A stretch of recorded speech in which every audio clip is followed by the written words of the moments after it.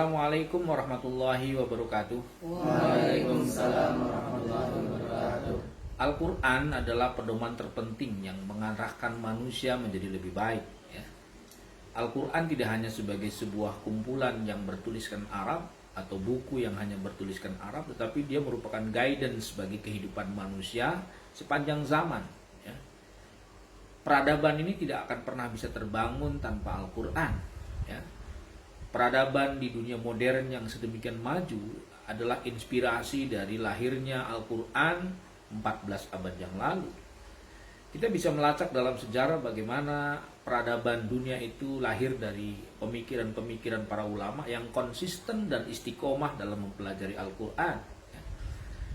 Ilmu kedokteran, ilmu fisika, ilmu astronomi, ilmu matematik yang pada awal-awal abad ke-9 ketika terjadi golden age peradaban emas bagi umat Islam, itu semuanya lahir dari peradaban Islam yang terinspirasi oleh Al-Quran.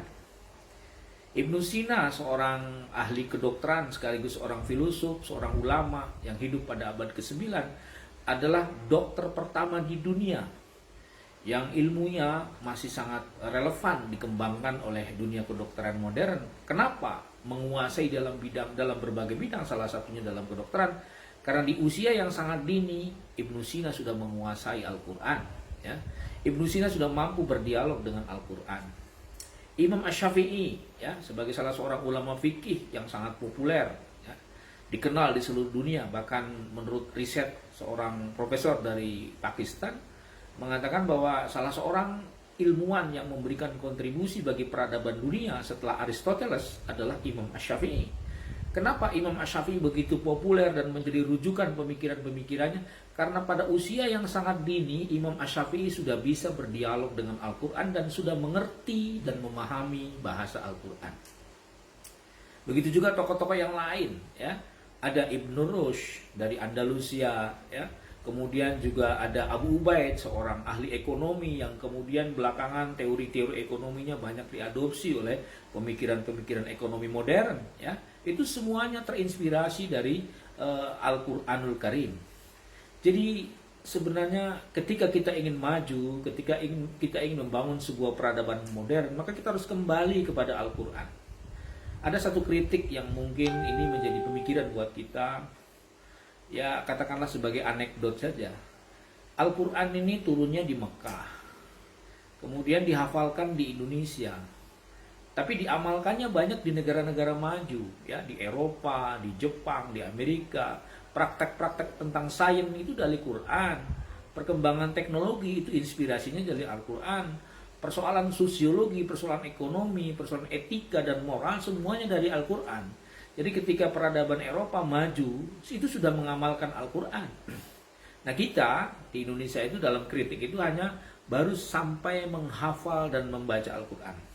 Oleh karena itu saudara-saudara sekalian, kami di Pondok Pesantren Islam Tarbiyatul Banin berikhtiar sedikit bagaimana misalnya mengajarkan pada generasi-generasi baru kita yang di belakang ini untuk bisa berdialog dengan Al-Quran.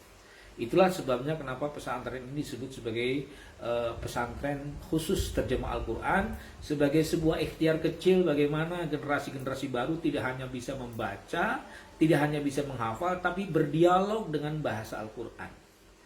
Saudara sekalian, teorinya sederhana. Untuk memahami terjemah Al-Quran, kalau kita menggunakan konsep atau teori misalnya, bahwa Al-Quran itu 30 juz, 114 surat, 6.666 ayat. Tapi ada satu riset yang ini debatable, jumlah kosakata di dalam Al-Quran itu ada sekitar 110.000 kosakata. Nah dari 110.000 kosakata itu ternyata 79%-nya diulang-ulang. Misalnya kita temukan di dalam Al-Quran alladzina itu jumlahnya ada sekitar 810 kali diulang-ulang.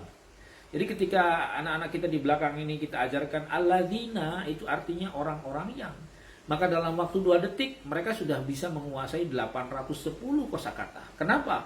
Karena lafaz alladzina diulang-ulang 810. Begitu juga lafaz ulaika misalnya. Itu ada 205 di Al-Quran. Ketika kita ajarkan kepada mereka nih, ulaika itu artinya mereka-mereka itu, maka dalam waktu 2 detik mereka sudah menguasai 205 kosakata dalam Al-Quran. Kelihatannya sederhana, tapi inilah revolusioner bagaimana sebenarnya Quran memberikan garansi mudah untuk dipelajari. Ini tahap awal ketika orang ingin mulai mengerti tentang Al-Quran, maka yang pertama kali yang harus dilakukan adalah bagaimana bisa menerjemahkan kosakata dalam Al-Quran.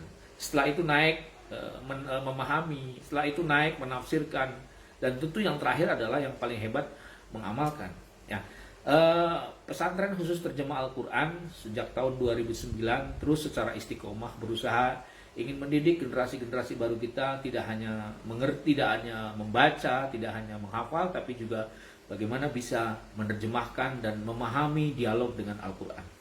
Mudah-mudahan ikhtiar ini menjadi bagian dari amal soleh dan ingin membangun satu generasi baru yang tidak terjebak pada normatif hafal dan membaca, tapi mengerti apa yang disampaikan oleh Al-Quran. Kami semua dengan anak-anak kami di Pondok Pesantren Tarbiyatul Banin ya, mengajak semua halayak dan saudara-saudara sekalian, mari kita lebih mendekatkan diri pada Quran, karena Quran adalah sumber peradaban, Quran adalah sumber etika, Quran adalah inspirasi bagi lahirnya perkembangan ilmu dan teknologi di sekarang ini. Maka ada satu pepatah mengatakan tidak akan pernah ada peradaban tanpa adanya Al-Quran. Terima kasih, mudah-mudahan bermanfaat. Assalamualaikum warahmatullahi wabarakatuh. Waalaikumsalam warahmatullahi wabarakatuh.